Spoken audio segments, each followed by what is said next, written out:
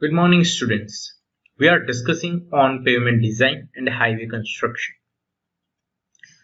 Our today's topic of discussion is deficiency and the maintenance in particular rigid pavement. We will start with the first topic, that is deficiency, or we can say the failure we generally observe in rigid pavements. In rigid pavement, we have some typical failures that occur in rigid pavement, and those types of failures are: first, that is mud pumping, scaling, shrinkage cracks, spalling of joints, warping cracks, and the structural cracks. Let's discuss on the first, that is mud pumping. During the downward movement of slab under the very heavy wheel loads, or the soil slowly ejects out through the joints and the cracks of cement concrete pavement. This phenomenon is called as a mud pumping. Here in the figure you can see that there is some downward movement of the edges of rigid pavement. With that also few soil slurry is ejecting outwards from the pavement. Yes, and few cracks are developed. So such phenomenon, such process is we called as the mud pumping. There are few causes for mud pumping, and those are: the first one, that is the excessive deflection of slab. The second cause, that is the clay soil subgrade.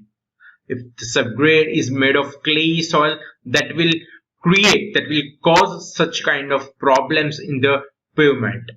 And the last is excessive free water in subgrade. Due to the application of repeated loads, initially spaces are developed and the pavement slab that underneath, and the water infiltrates into this kind of spaces through that joints and cracks. Now, if this subgrade soil is clay, the soil slurry will form, and subsequent application of this heavy wheel loads that will cause the pavement slab to deflect at critical locations, and also forces out the part of the mud that each time through the cracks and that particular joints. So we can say such kind of failure we can observe at the edges as well as at particular joint side of the rigid pavement. Okay, so this was all about the mud pumping. Now let's discuss on scaling. What is scaling? So deterioration of concrete in cement concrete pavement, that is rigid pavement, that is generally known as the scaling.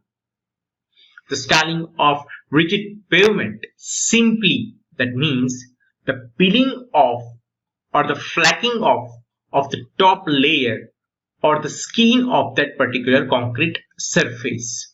The scaling is mainly attributed due to the deficiency in particular concrete mix or the presence of some chemical impurities which damage the mix.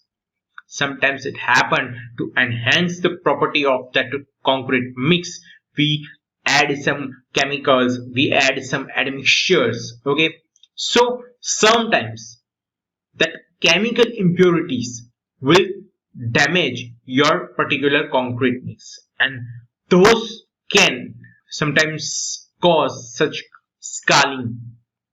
So with that, there are few more reasons of occurring of scaling. The first, that is improper mix design. The second is excessive vibration during the compaction of concrete. If you are providing mechanical compaction and if you do this compaction in excessive manner, that time also some segregation may occur, and due to that segregation such scaling failure can occur. Liaisons of concrete and the performing finishing operation while bleed water is on surface. If there are bleed water on the surface and you do the finishing operation, that can also cause such kind of scaling failure. So this was all about the scaling. The next failure, or we can say the deficiency we observed in the rigid pavement, that is the shrinkage cracks. The formation of hairline or the shallow cracks on the concrete slab is the indication of shrinkage cracks. Shrinkage cracks normally developed during the curing operation of cement concrete that immediately altered the construction, and such cracks developed in longitudinal as well as the transverse direction. There is no such particular direction for this shrinkage cracks. Wherever you have not performed well curing process, okay, at that particular places, such type of shrinkage cracks may occur. Shrinkage may occur due to dryness at that particular area. Okay, so curing, if your curing is proper, so at such cases, such shrinkage cracks occurring would be less. Okay, the next failure, the next deficiency, that is the spalling of joints.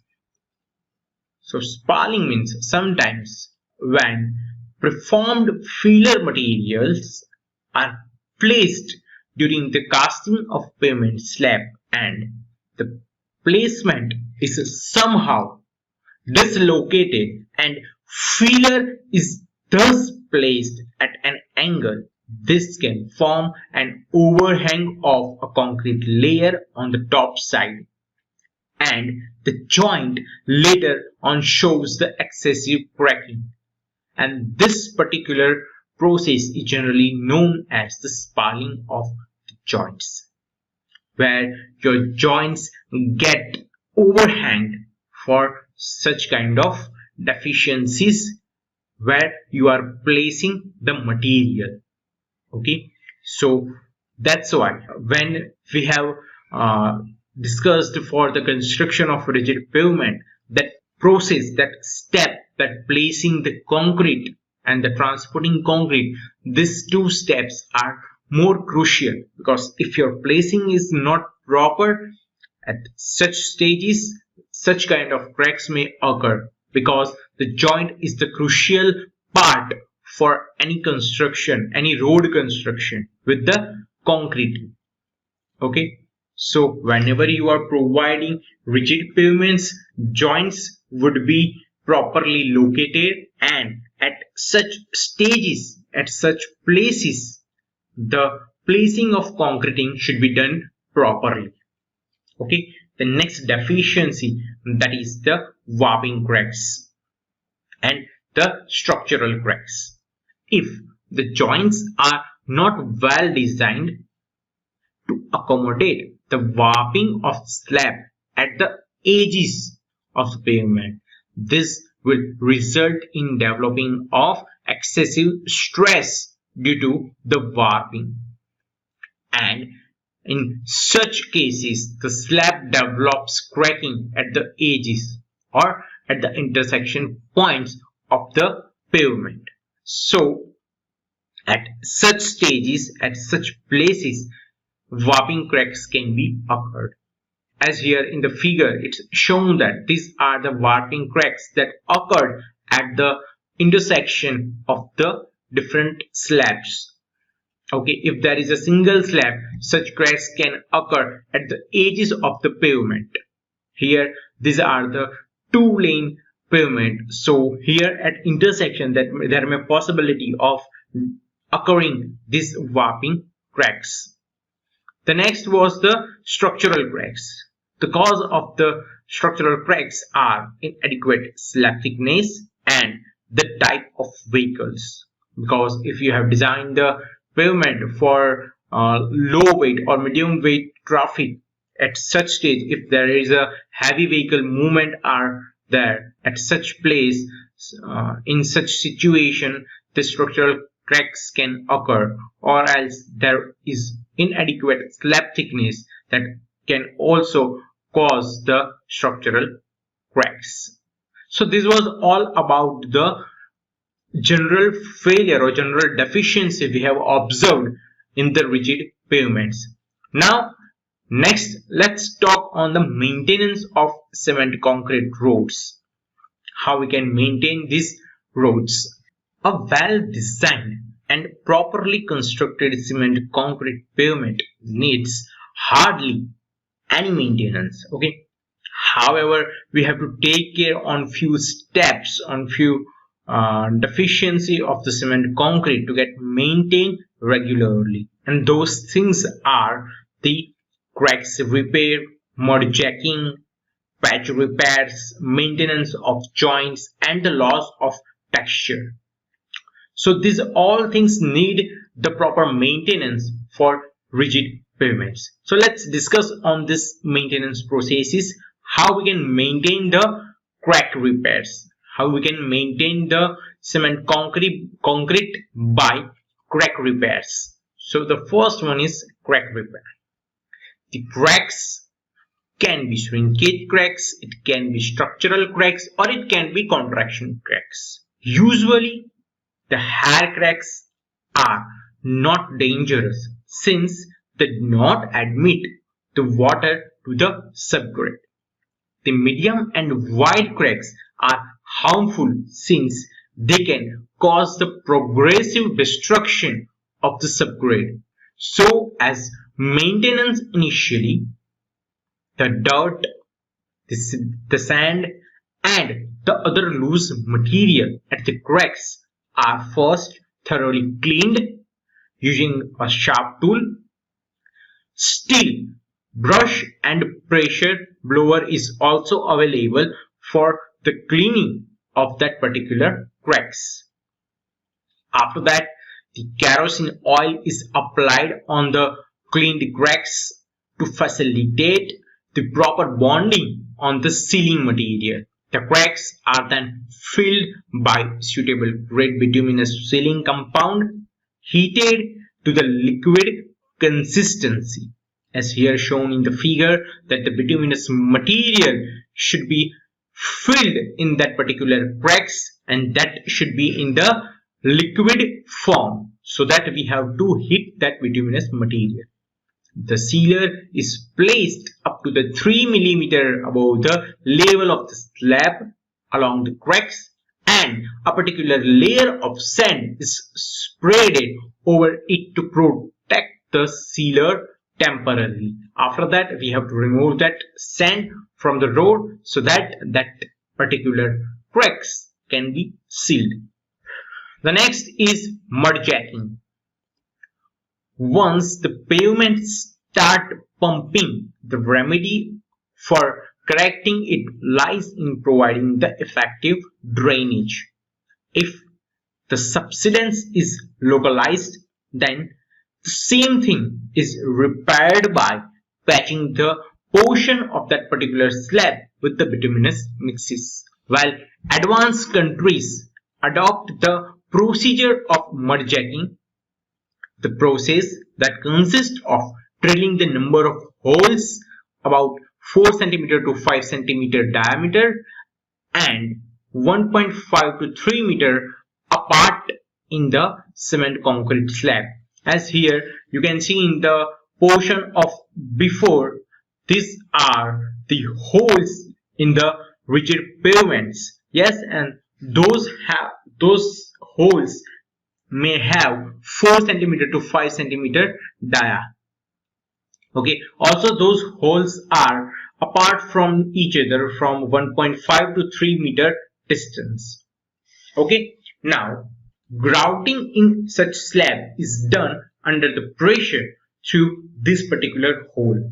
Now the grout normally used is either 1 gm to 3.5 cement sand mixture, or the we can say bituminous mixture. whatever you are using for the pressure and for the filling that particular portion. The cement and slurry is the cement sand slurry is then injected through that particular holes using the compression so that it can pressurize that bottom surfaces, that bottom of the slab.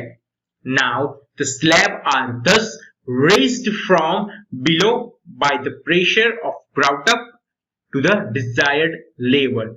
In the first figure here you can see that there is some difference in the depth of these two layers, okay, and to make it leveled we have to do the mudjacking, and for that we have pressurized the surface of this concrete layer.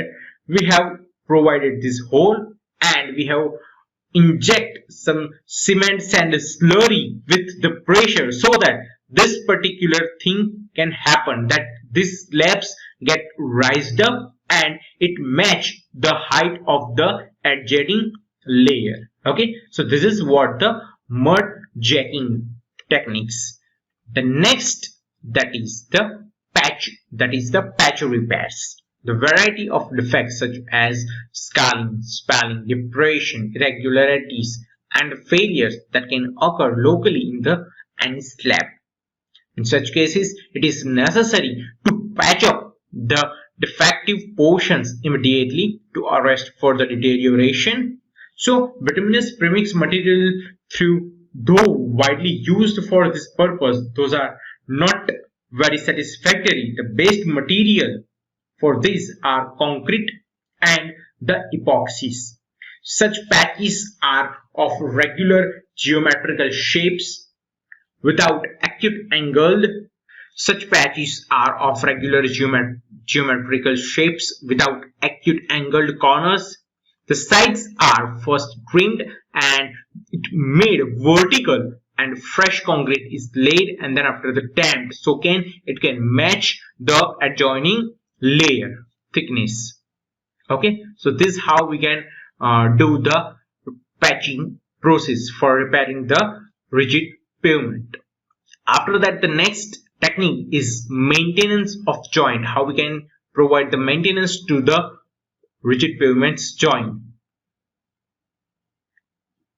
The joints are the weakest part in the cement concrete pavement, or we can say the joints are the crucial parts in the rigid pavements. The efficiency of the pavement is determined by the proper functioning of the joints. Majority of the failure in the rigid pavement are observed at or near the joints. So the periodic maintenance of the joints consists in examining whether the joints are properly sealed or not. The opened up joints are cleaned with the brushes and refilled with the suitable joint sealer materials before the starting of the rains. So before starting the monsoon, we have to complete such kind of maintenance work. The joints filler material at the expansion joints may get damaged or deteriorated after the several years of pavement life.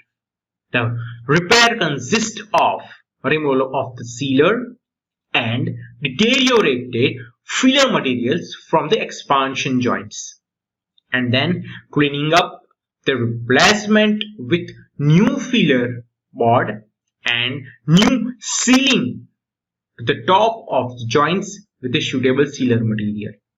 It will be convenient to insert the new filler board at the expansion joints during the winter season when the joints opening is at its widest dimension. The next is the loss of texture. If the surface becomes smooth and slippery, the texture can be restored by cutting the grooves by machines, or we can do the acid etching. We can also do the acid etching so that we can provide the proper texture to the particular pavement, and it will also provide the proper skid resistant property to the rigid pavements. So these are some maintenance techniques that we have to perform periodically for the smooth functioning of the rigid pavement. With this, I'm concluding this lecture. I hope students you understand what are the deficiency and how we can regularly maintain the rigid pavement. Thank you so much students for your kind attention. We'll see you in the next lecture.